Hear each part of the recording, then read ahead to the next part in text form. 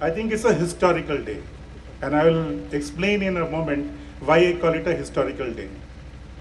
Prior to 2019, one thing that was not happening in J&K was that nobody could invest in J&K. Forget about people from abroad. Even people from within India could not invest in J&K. And why? Because the laws were such that it discouraged investments. Now, anybody who has read a little bit of economics, and I'm not a great economist at all, I'm an engineer, but the first thing you read that the four fundamental things of anything of economy is land, labor, capital, and entrepreneurship. And what you try to do when you try to build economy, that you allow these elements of these factors of economic production to gain efficiency and flow where the most efficient investments would be there. Now, what we did in J&K, by virtue of saying that nobody can buy land here, you ensured that no investments could come in. So land was not allowed. Nobody could buy land here, nobody could invest. And if you could not own land, there was no way that you could invest because it didn't belong to you. So nobody could invest in J&K. Forget about abroad. Forget about outside the investors. Investors within India could not invest in J&K. And many years back, when I was a student, I read a R.K. Lakshman joke, which was basically there was a plane flying above, and there were people sitting in the plane, and there were some people running on the other side. So people on the ground asked the persons who were flying in the plane that, where are you going? They said, we are going to 21st century. Then the people on the plane asked that, where are you running to? They said, we are running to the 19th century. So that's what it is. So land was not allowed to be acquired by anybody, and therefore it could not invest. Now come to labor. The fundamental thing was that no labor from outside come in J&K and work. If they could work in those positions where the local labor was not available. But if you had labor for any other position, outside labor would not be allowed here. So he ruled out land, he ruled out labor, and therefore he ruled out entrepreneurship, and he ruled out capital. And that's the economy we built. And when you build an economy like this, the fundamental thing you do, because that economy is bound to be non-competitive. So if the economy has no competition, then what you do, that how do you promote industries? So we invented something called CCOP and CIDCO. And CCOP and CIDCO did what? It protected industries which had no competition. They would buy on nomination. आज का दिन, जैसा पहले कहा गया, निश्चित रूप से जम्मू कश्मीर के लिए एक ऐतिहासिक दिन है और मिडल ईस्ट की सबसे बड़ी कंपनी मेस्मार एमआर ग्रुप द्वारा निर्मित किए जाने वाले 10 लाख स्क्वायर फुट के माल का भूमि पूजन अभी थोड़ी देर में होने जा रहा है। जैसा जैन साहब ने बताया, इसके साथ साथ एक आईटी टावर यहाँ श्रीनगर में और एक आईटी टावर जम्मू में भी आने वाले दिनों में निर्मित करने वाले। अगर आप विचार करेंगे तो मैं समझता हूं कि भारत के सम्माननीय प्रधानमंत्री आदरणीय नरेंद्र मोदी जी के संकल्पों की सिद्धि की दिशा में जम्मू कश्मीर आगे बढ़ रहा है। मेहता जी ने विस्तार से बताया, मैं उसका जिक्र नहीं करना चाहता हूं। और खास तौर से भारत और यूएई के रिश्ते में जो बदलाव 2015 के बाद आया, देश नहीं दुनिया जानती है कि इसका श्रेय भारत के सम्माननीय प्रधानमंत्री जी को है।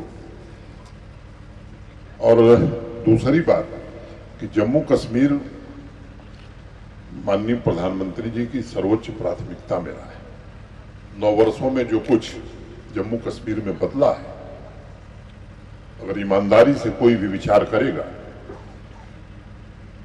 तो वो इस बात को जरूर स्वीकार करेगा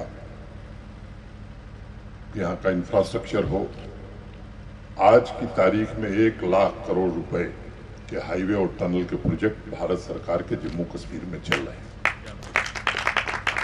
इसी साल कश्मीर कन्याकुमारी से रेलवे से जुड़ने जा रहा है। मुझे याद है जब मैं आया था श्रीनगर एयरपोर्ट से 32 फ्लाइट ऑपरेट होती थी, 16 आती थी, 16 जाती थी। आज 108 फ्लाइट ऑपरेट होती है। जम्मू एयरपोर्ट से 6 या 8 फ्लाइट ऑपरेट होती थी, अब 44 हो रही है। अब श्रीनगर से इंटरनेशनल फ्लाइट भी चलने लगी है। नया एयरपोर्ट श्रीनगर में, नया एयरपोर्ट जम्मू में भारत सरकार बना रही है। अनेक इस तरह के काम।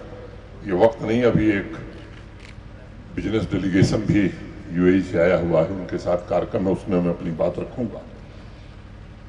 मैं जम्मू कश्मीर के 1 करोड़ 30 लाख लोगों के जीवन के बदलाव के लिए इसे एक नई शुरुआत मानता हूं।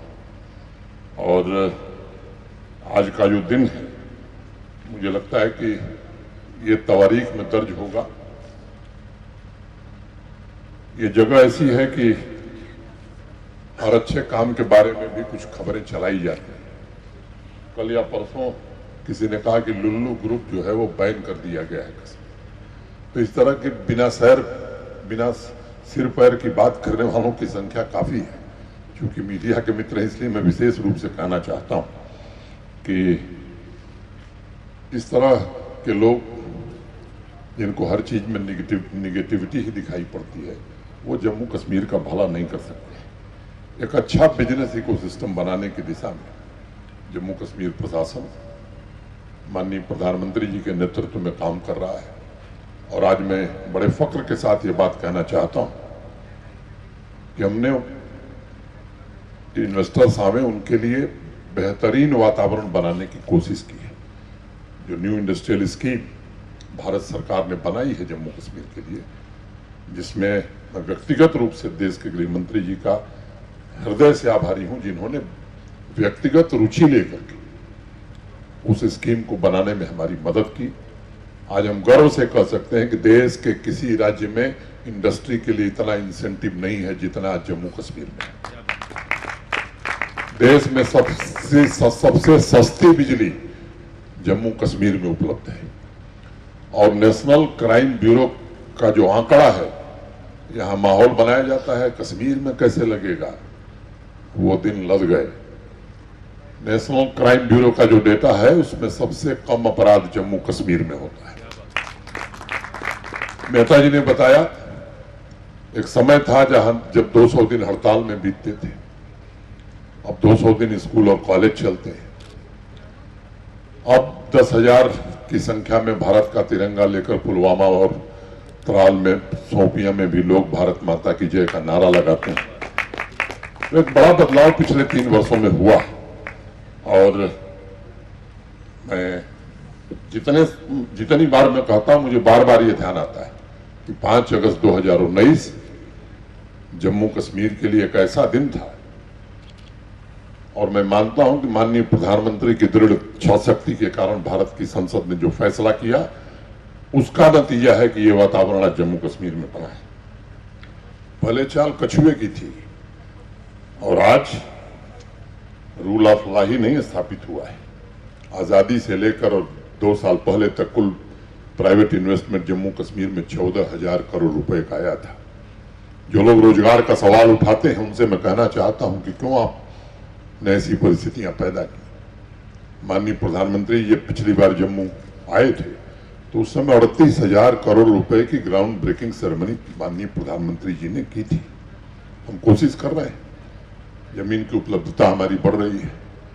कुछ लोगों ने कई पीढ़ियों के लिए जमीन रख ली थी और जमीन सरकारी रख ली थी, अब उनके कब्जे से बाहर हो गई। सरकार की जमीन सरकार के पास आ गई है। और मैं आज ये कहना चाहता हूं कि जो बड़ी जमीन है उसमें इंडस्ट्री लगेगी, जो छोटी जमीन है कश्मीर जम्मू के नौजवान उसमें खेलेंगे।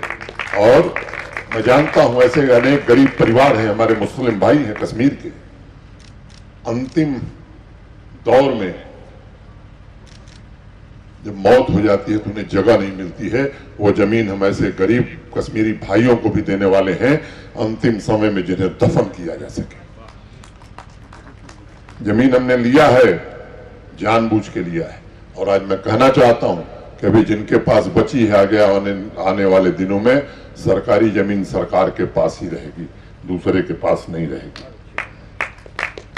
एमआर ग्रुप को मैं हृदय से बधाई देना चाहता हूं और मैं एक बात कहना चाहता हूं कि 22 महीने में 5000 से ज्यादा देसी इन्वेस्टर्स हमारे पास आए हैं। हर रोज 8 नए इन्वेस्टर्स का रजिस्ट्रेशन हम कर रहे हैं और प्रतिदिन एक नई इंडस्ट्री ऑपरेशनल हो जा रही है और पिछले महीने में तो 30 दिन में 45 इंडस्ट्री ऑपरेशनल हो गई। तो मैं अपने इंडस्ट्री डिपार्टमेंट के सेक्रेटरी, इंडस्ट्री डिपार्टमेंट के सभी अफसरान का भी मैं हृदय से आभार व्यक्त करता हूं कि इन लोगों ने बड़ी मेहनत की है और जो नौजवान कई हमारे आए हैं वो भी काफ़ी मेहनत कर रहे हैं। मैं उम्मीद करता हूं कि उद्यमशीलता जम्मू कश्मीर में आने वाले दिनों में और बढ़ेगी। अनेक रिफॉर्म पिछले 2 वर्षों में किए गए हैं, समय नहीं, मैं आगे बोलूंगा उसमें। ये भूमि पूजन का समय है। एक भरोसा मैं आप सबको देना चाहता हूं कि देश के किसी राज्य में जो फैसले 10 दिन में होंगे, जम्मू कश्मीर में 3 दिन में कराए जाएंगे। ये मैं एमआर ग्रुप को कहना चाहता हूं पूरी तरह से। और तेलंगाना के बाद जम्मू कश्मीर दूसरा राज्य है जहां वुमेन इंटरप्रेन्योर के लिए भी हमने इंडस्ट्रियल एस्टेट उधमपुर में बनाई है। लॉजिस्टिक्स के दृष्टि से भी हम कोशिश कर रहे हैं।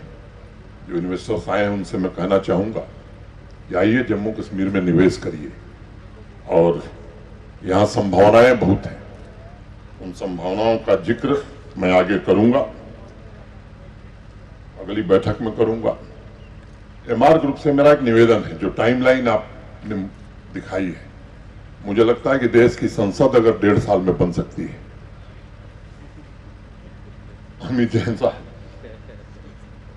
और आपसे बड़ा कंस्ट्रक्शन है, काफी बड़ा कंस्ट्रक्शन है, तो अब तकनीक जहां पहुंच गई है, मुझे लगता है कि उस समय सीमा को 1 साल आप घटाइए और ये हो सकता है। ये ऐसा नहीं है कि नहीं हो सकता है, मैं कोई ऐसी बात नहीं कह रहा हूं।